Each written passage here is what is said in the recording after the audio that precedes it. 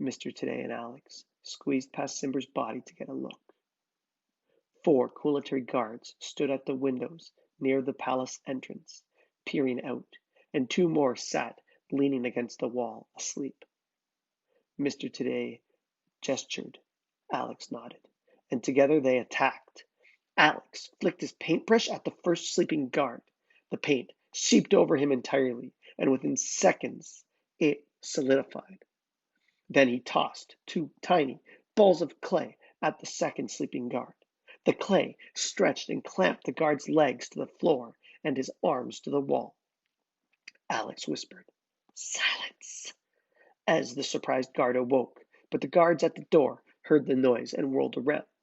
They all shrieked in terror at the sight of Simber, but 2 of them still had the presence of mind to pull their guns and point. One managed to get a shot off before Mr. Today simply turned all 4 of them to stone. The bullet pinged off the palace wall harmlessly, leaving a small chip in it. "A souvenir for Justine," Mr. Today said. Alex grinned and looked around. That's it?" Simber grumbled. "Well, that was boring." Mr. Today teasingly sympathized with the great beast.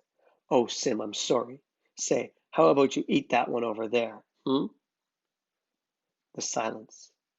Shackled guards' eyes widened in fear.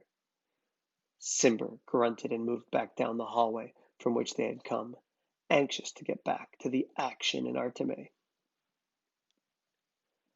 "Patience," Mr. Today said. He waved a hand at the palace entrance, and the doorway became a solid wall. He turned in a circle in the large entrance, pointing all around, sealing up all the windows and the doors throughout the entire structure. There was no way into or out of the palace now, except for the secret passage. "Well, that should do it. They won't be able to get back in. Nice work, by the way, Alex," Mr. Today said. "I rather liked that clay spell. Did you create that yourself?" "I did," Alex said profoundly. "It certainly seems solid," Mr. Today remarked, leaning over and rapping his knuckles on the frightened man's shackles. "You'll have to teach me that one sometime." Alex beamed. "Remind me that we'll need to come back and feed these guards in a few days, will you?" Mr. Today said lightly. Sure," Alex said. "So this is it? You sure there are no more guards?" "Oh, only 6. I've watched carefully over the years. Justine had little to fear." "Until we came along?" Alex said a bit smugly. Simber rolled his eyes impatiently and moved farther down the hallway. "Marcus." "Oh dear, quite right, Sim. We should be getting back." His face turned grim as if he had just remembered that the people of Arteme were still fighting. Simber growled impatiently and glided back down the hallway the same way they had come. Mr. Today hurried after him, and Alex, feeling a bit relieved, despite his concern over the battle in Arteme, followed them into the narrow passage, his mind overflowing with more questions for the mage. And so it was that when a fist, oh, his mind overflowing with more questions for the mage. And so it was that when a fist, like a bolt of lightning, shot out from what seemed like nowhere. Alex toppled like a toy soldier.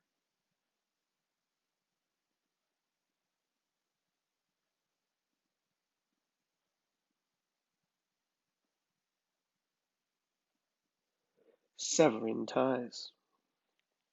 A stunned Alex lay still for a short time until he had figured out what had happened.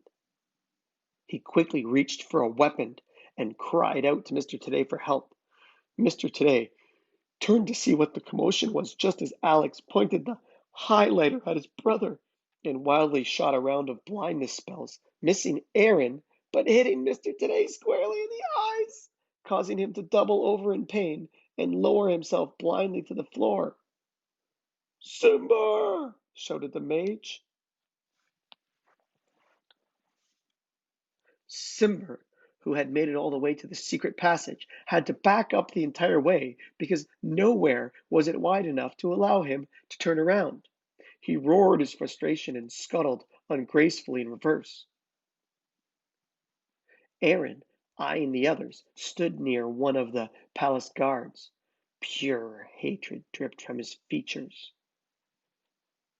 "You useless, unwanted piece of dirt," Aaron seethed. "You ruined my life with this. When this battle is over, Justine will dispose of me, and it's all your fault. Why couldn't you leave me alone?" In his hand, he held something small and shiny.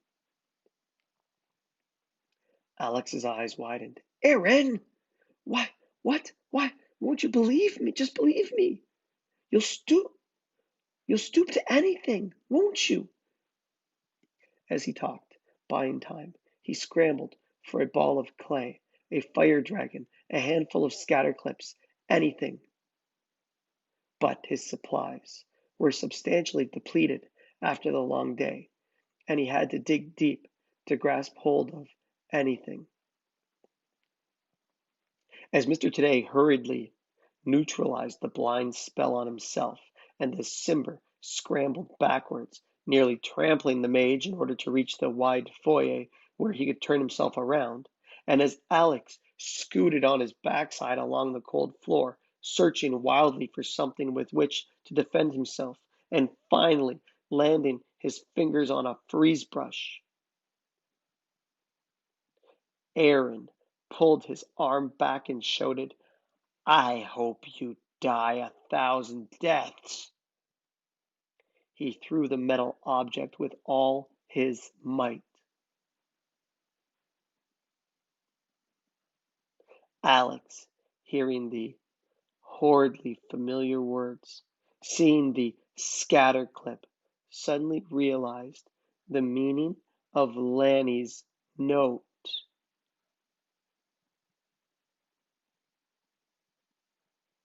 Oh yeah, Lanny sent him that note. "Hope you die 1,000 deaths." No! He pointed the freeze brush frantically at Aaron and uttered a curse, hitting his mark as the scatter clip whizzed towards him.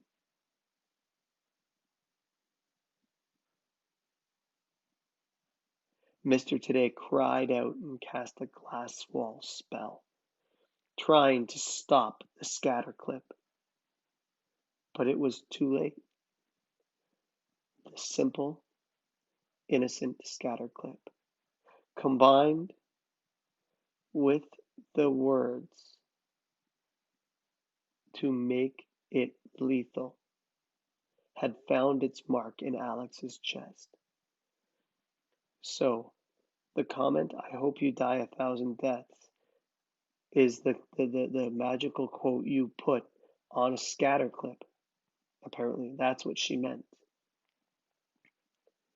And when Aaron said it, it must have made it happen, and it found its mark in Alex's chest. That's why she gave him that note. That was how do you make the scatter clips lethal. Simber finally turned around, crashed through the glass wall, and looked from one twin to the other, at first unsure which boy was which. Mr. Today pointed wildly at Aaron, frozen in place, and Simber immediately pounced on the frozen boy, bringing him crashing to the ground. Aaron screamed, his mouth stuck open, his eyes begging Simber not to hurt him. Mr. Today rushed to Alex's side as the boy fell back, his eyes glazing over, a look of surprise turning to horror on his face. He grasped the air wildly, unable to get hold of the clip that had embedded itself through his vest and into his chest, and gasped for air. "Don't kill him," Alex managed to rasp before he lost consciousness.